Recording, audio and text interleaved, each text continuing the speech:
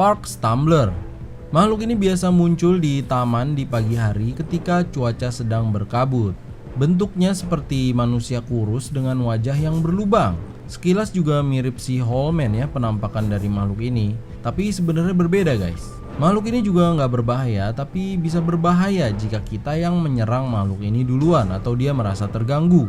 Biasanya makhluk ini keluar di pagi hari yang berkabut untuk meminum air-air segar dari udara melalui lubang yang ada di wajahnya. Peeping Tom.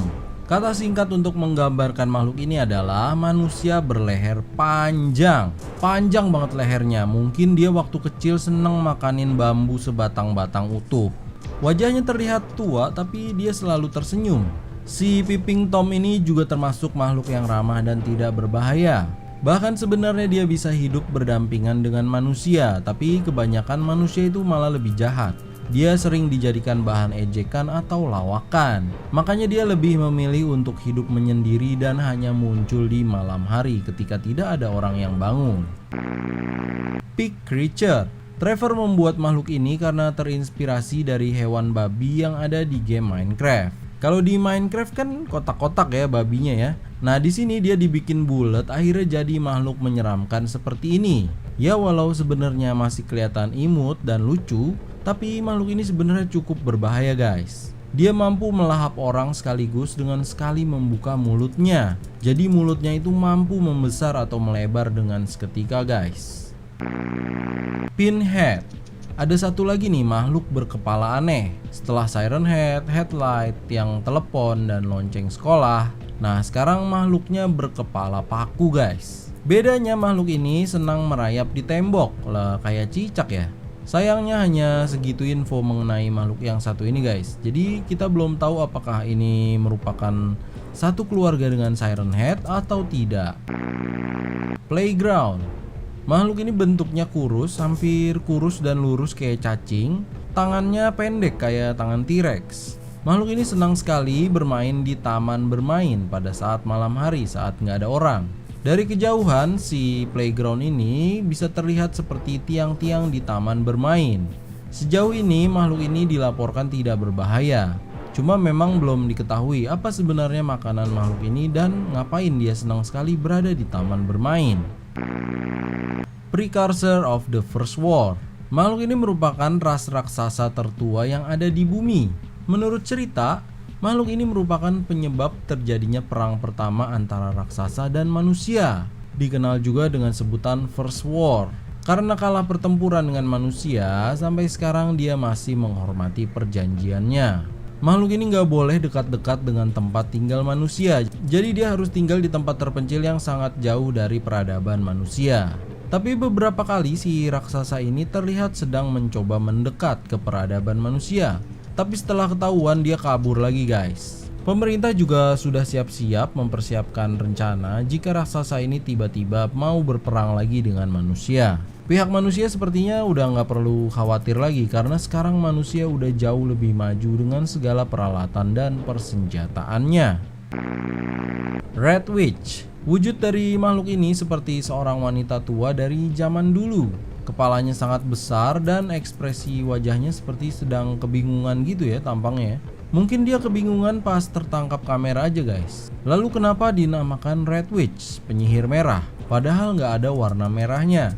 Nah jadi menurut cerita, makhluk ini jika sedang marah maka akan berubah menjadi warna merah guys. Dia bisa melukai siapapun hanya dengan tatapannya ketika dia sedang berwarna merah. Ribbit. Makhluk ini wujudnya seperti kodok atau katak. Kakinya ada dua tapi tangannya banyak banget ya kayak cumi-cumi. Kodok ini ukurannya juga besar banget guys, lebih besar daripada manusia. Lidahnya terlihat menjulur tapi lewat perutnya bukan lewat mulutnya. Menurut cerita, kodok ini adalah hasil percobaan genetik yang gagal, sehingga si kodok ini bermutasi menjadi monster semacam ini. Kodok ini sering terlihat di dalam rumah kosong yang ada di dekat rawa. Walau belum ada laporan korban dari kodok ini, tapi kalau dari penampilannya sepertinya kodok ini cukup berbahaya juga guys. Root figures, artinya sosok akar. Ya memang makhluk ini bentuknya memang seperti akar. Kalau dilihat-lihat wujudnya masih seperti manusia, hanya saja kelihatannya terbuat dari akar atau pohon. Makhluk ini senang sekali tinggal di ruangan bawah tanah yang lembab, karena memang si makhluk ini bisa hidup hanya dengan mengandalkan air. Sifatnya persis seperti akar ya, menyerap air dia. Tapi hati-hati dengan air yang dikeluarkan oleh si makhluk ini guys, karena air itu bisa sangat beracun. Jadi si manusia akar ini menyerap air, mengambil segala kebaikan dari air yang dia serap, lalu mengeluarkannya menjadi air yang beracun. Sawfish Man. Menurut cerita, makhluk ini sebenarnya adalah manusia dan pekerjaannya adalah nelayan. Tapi karena dia sangat jahat dengan makhluk laut dan sering merusak habitat laut, maka dari itu sang dewa laut Poseidon mengutuknya menjadi manusia berkepala ikan gergaji. Kalian tentu tahu dong ya ikan hiu gergaji nih kayak gini. Nah, seperti itulah tampangnya guys. Kasihan juga ya dia ya. School Bedroom Creature. Makhluk ini seperti kayu yang terbakar, tinggi besar dan gak berbentuk. Sesuai namanya, School Bedroom Creature, makhluk ini senang sekali keluyuran di toilet sekolahan. Tidak begitu jelas kenapa makhluk ini senang sekali di tempat itu. Mungkin bau-baunya sangat menarik buat dia guys. SCP-999 The Tickle Monster. Sebetulnya SCP-999 itu bukan ciptaan Trevor. Hanya saja Trevor Henderson mencoba menggambarkan makhluk aneh tapi lucu dan menggemaskan ini. SCP-999 adalah makhluk paling membahagiakan di kalangan SCP. Dia masuk ke dalam objek kelas safe. Apa yang istimewa dari makhluk berwujud slime berwarna orange ini? Monster kecil ini merupakan monster pelepas stres atau marah. Jadi si SCP-999 ini bisa mendeteksi kemarahan yang ada di masing-masing individu. Jika ada orang yang sedang stres, sedih, atau marah, si SCP-999 maka akan langsung loncat dan memeluk orang itu atau makhluk itu. Nanti SCP-999 akan tercium dengan aroma yang orang itu sukai. Jika misalnya kita suka bau uang, ya nanti bakalan tercium bau uang juga tuh si SCP-999. Nah, nanti setelah beberapa lama orang itu akan merasakan kebahagiaan. Segala macam stres, sedih, dan amarah pun langsung hilang seketika. SCP Foundation berencana memasukkan SCP-999 ini ke dalam kelas Tomil karena dia bisa dimanfaatkan untuk meredam SCP yang sedang marah. Jadi kalau ada SCP ngamuk, tinggal ditempelin aja sama SCP-999. Maka langsung tenang deh, damai kembali sejahtera tanpa harus ada keributan dan pertempuran.